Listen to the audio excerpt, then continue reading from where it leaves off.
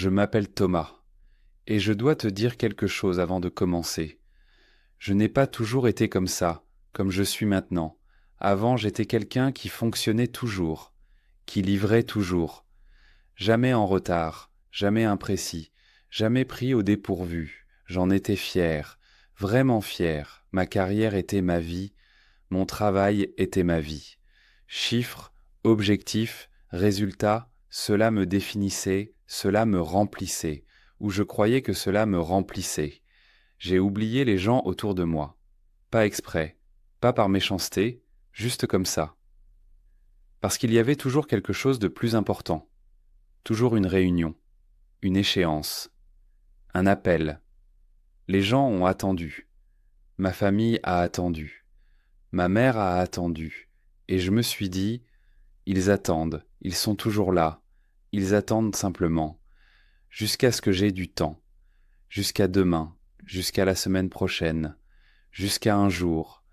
Je l'ai appris de la façon la plus dure qui existe. Un mardi tout à fait ordinaire. Avec un seul appel d'une personne à laquelle je pensais le moins. Et cet appel a tout changé. Tout. Pour toujours. Laisse-moi te raconter ce qui s'est passé. J'ai toujours été occupé, ce n'était pas un hasard, c'était un choix. Pas conscient, mais un choix. Tant que j'étais occupé, je n'avais pas à réfléchir.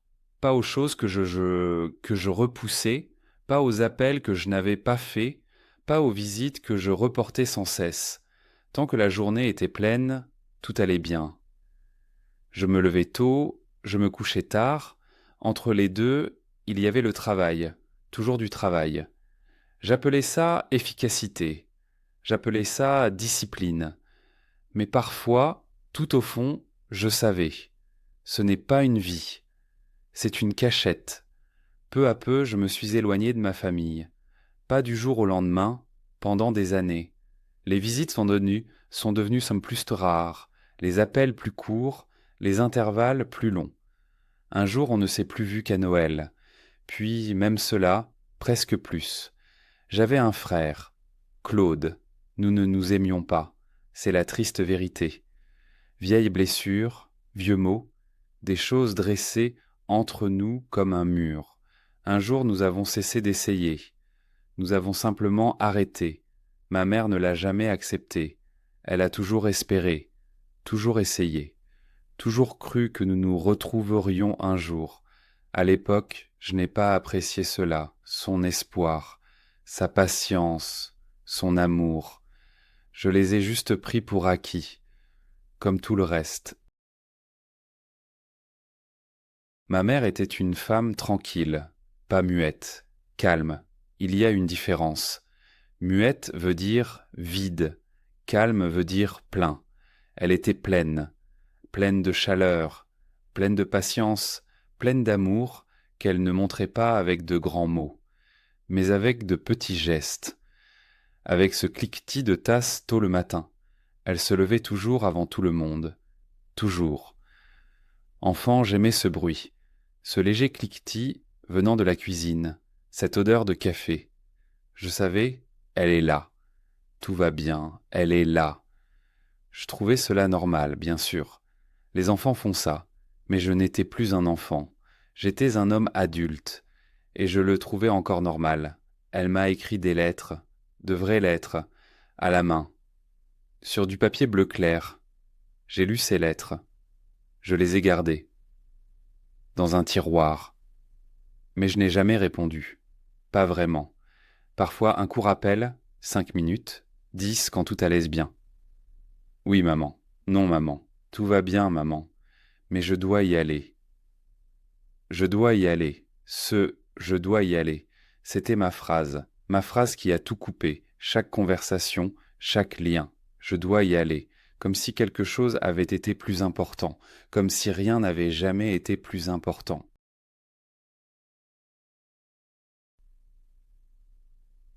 J'ai souvent pensé à elle, il faut que je te le dise, je n'étais pas un fils qui oubliait sa mère. J'ai pensé à elle très souvent. Au milieu d'une réunion, dans la voiture en allant au travail. Le soir, quand l'appartement était silencieux, Cette pensée revenait sans cesse. Je dois lui écrire. Je dois lui dire ce qu'elle compte pour moi. Combien je suis reconnaissant. Pour tout. Pour les lettres, pour le lever si tôt, pour la main qu'elle me tenait enfant quand j'avais peur, pour toutes les choses que je ne voyais pas alors, mais que je vois maintenant. Maintenant, adulte, assis seul dans mon logement, je comprends ce qu'est vraiment l'amour. Ces mots étaient en moi, tout le temps. Ils m'ont attendu, et je les ai fait attendre. Un jour, j'ai même pris une feuille de papier. J'ai écrit son nom en hao. Chère maman. 2 mots, puis mon téléphone a sonné, un collègue, quelque chose d'urgent. J'ai mis la feuille de côté. Je ne l'ai jamais retrouvée, ni la feuille, ni le moment. Le moment était parti, comme tant d'autres, que j'ai laissé filer parce que je croyais qu'il reviendrait, parce que je croyais que demain existerait encore. Demain, toujours demain. Ce mardi, tout était normal. Ciel gris, agenda plein, j'étais assis à mon bureau. J'avais déjà eu 3 réunions, j'avais faim, mais pas de temps. Je regardais mon écran, puis mon portable a sonné, j'ai de nouveau regardé l'écran. Claude, j'ai fixé le nom. Claude, mon frère, celui qui n'appelle jamais, jamais vraiment. Son dernier appel remontait à des années. Je ne sais plus quand, je ne sais plus pourquoi. Pourquoi appelle-t-il maintenant? Que veut-il? J'ai hésité un instant. À répondre ou pas? Pendant un court moment honteux, j'ai pensé rejeter l'appel. Je suis occupé. Je rappellerai. Peut-être demain. Demain. Ce mot encore. Mais j'ai décroché. Allô, ai-je dit? Professionnel. Froid. Claude, ai-je dit. Que se passe-t-il? Silence. Un court silence qui a semblé long, puis sa voix, je ne l'ai pas reconnue. Elle sonnait si différente, plus petite, brisée, chargée de quelque chose que je ne connaissais pas. Thomas, a-t-il dit. Puis une pause. Cette pause. Dans cette pause, j'ai su, avant même qu'il parle, ce moment où le corps sait ce que la tête refuse. Maman est morte hier, a-t-il dit. Je n'ai rien dit. Je tenais le téléphone. Je regardais comme mon bureau, les papiers, la tasse de café, l'écran avec les mails que je trouvais si importants. Tout. Rien. Petite pause. Tu comprends vraiment bien le français. Mais comprendre et parler sont 2 mondes différents. Nous créons un système unique de 30 jours. Il est pour ceux qui vivent en France ou veulent y vivre, mais n'osent pas encore parler. Pas de grammaire ennuyeuse, seulement 15 minutes par jour.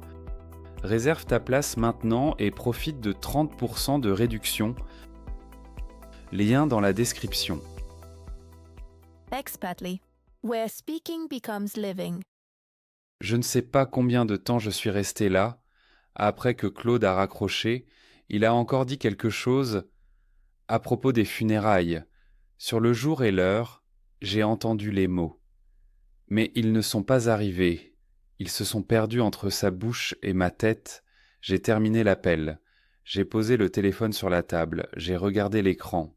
Toujours ce même jour, toujours ce même monde, qui avançait simplement, comme si de rien n'était. Quelqu'un a frappé à la porte de mon bureau. Je n'ai pas répondu. Ils sont partis. Je n'ai pas senti de larmes. Pas tout de suite. D'abord, il n'y avait que ce vide soudain, immense, comme si on m'avait retiré quelque chose qui était toujours là, que je ne remarquais pas car toujours présent. Puis est venue la pensée, cette pensée unique qui m'a brisé. Elle m'a attendu. Toutes ces années, elle a écrit des lettres. Elle a espéré. Elle a pensé à moi. Elle a peut-être attendu un appel, une lettre, un signe que j'étais là, que je pensais à elle, que je l'aimais. Et moi j'ai toujours pensé, demain, demain j'écrirai, demain j'appellerai, demain j'aurai plus de temps, comme si le temps était infini. comme si elle pouvait attendre toujours. Personne n'attend toujours, je le sais maintenant. Petite pause. J'espère que l'histoire te plaît jusqu'ici. Si tu veux écouter le français, mais aussi le comprendre et le parler, j'ai écrit un livre. De courtes histoires passionnantes en français te font avancer pas à pas. Elles sont disponibles en ligne maintenant. Le lien est dans la description ou épinglé en commentaire. Et maintenant, retour à l'histoire. Amuse-toi bien. Les funérailles étaient grises et froides. Elles étaient pleines de personnes que je ne connaissais presque plus. Des visages venus d'un autre temps. Tout le monde parlait, de belles choses, de vraies choses. J'ai hoché la tête. J'ai serré des mains. J'étais là physiquement. Mais j'étais très loin. J'ai vu Claude. Nous nous sommes regardés. Ce vieux regard lourd. Trop de choses entre nous. Trop de non-dits. Il a détourné les yeux le premier, puis moi. Quelqu'un m'a dit qu'elle avait beaucoup parlé de moi ces dernières semaines. Ces 4 mots, elle a parlé de moi. Ils m'ont frappé comme rien d'autre, pas comme une douleur soudaine, comme une brûlure lente, profonde, silencieuse, sans fin. Elle a parlé de moi, dans ces dernières semaines. M'a-t-elle attendu? A-t-elle espéré que j'appelle, que je vienne? Simplement ma présence, je ne le saurai jamais. C'est cela le pire. Pas la perte, pas la douleur, ne pas savoir, cette question sans réponse qui reste pour toujours. Je suis rentré à la maison, je n'ai pas allumé la lumière, je me suis assis au bureau, dans le noir, je suis juste resté là, puis j'ai allumé la lumière. J'ai tiré un tiroir, une feuille blanche vide, un stylo, j'ai commencé à écrire. Chère maman, ces 2 mots. Puis j'ai dû m'arrêter, parce que je ne voyais plus. À cause des larmes, j'ai attendu, puis j'ai continué à écrire. Je lui ai tout dit. Tout ce que j'avais remis pendant des années, que le bruit des tasses me manque, que son odeur me manque, cette odeur unique que seule elle avait. Je lui ai dit que j'aimais ses lettres, chaque lettre, même si je n'ai jamais répondu. Je lui ai dit que je suis désolé, que j'ai toujours pensé à demain, toujours demain. Je lui ai parlé de cette soirée, quand, enfant, j'avais peur, et qu'elle était venue, et qu'elle a tenu ma main, sans parole, juste comme ça, et comment la peur est partie, juste comme ça.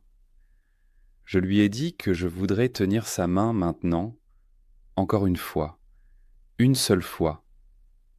J'ai écrit beaucoup de pages, des choses que je n'avais jamais dites, qui sont sorties d'un coup, comme de l'eau trop longtemps retenue.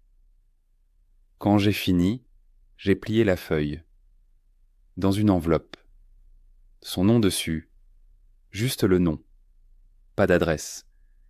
Il n'y a plus d'adresse. J'ai posé l'enveloppe devant moi sur la table, et je l'ai regardée longtemps. La lettre qu'elle ne lira jamais. La lettre que j'ai trop tardé à écrire. Et maintenant, je te parle, directement à toi. Tu m'écoutes, et je sais ce que tu penses peut-être. C'est triste. C'est une histoire triste. Mais ce n'est pas seulement mon histoire. Tu le sais. Au fond, tu le sais. Peut-être as-tu, toi aussi, quelqu'un. Une mère, un père, un vieil ami. Quelqu'un à qui tu voulais dire quelque chose, depuis longtemps. Quelqu'un que tu voulais appeler, à qui tu voulais écrire, que tu voulais visiter. Et tu as pensé, demain. J'ai encore du temps. Il sera toujours là. Je le ferai plus tard. Alors écoute-moi maintenant. C'est la seule chose que je veux te dire. Tu as peut-être encore du temps. Moi aussi je croyais avoir du temps. Jusqu'au jour où je n'en avais plus. Le pire dans mon histoire n'est pas que ma mère est morte. Les gens meurent. C'est la vie. Le pire, c'est que j'avais les mots. Tout le temps. Ils étaient en moi. J'ai seulement attendu. Le bon moment. Plus de temps. Demain. S'il te plaît, n'attends pas. Prends ton portable maintenant. Appelle. Écris un message, une lettre, n'importe quoi. Dis à la personne que tu aimes, que tu l'aimes, aujourd'hui, pas demain, aujourd'hui, parce que demain ne vient pas toujours. Je le sais maintenant. Je le sais d'une façon qui fait mal sans fin. Appelle, maintenant. S'il te plaît, maintenant. Tu as très bien travaillé, maintenant la prochaine étape est de parler avec confiance.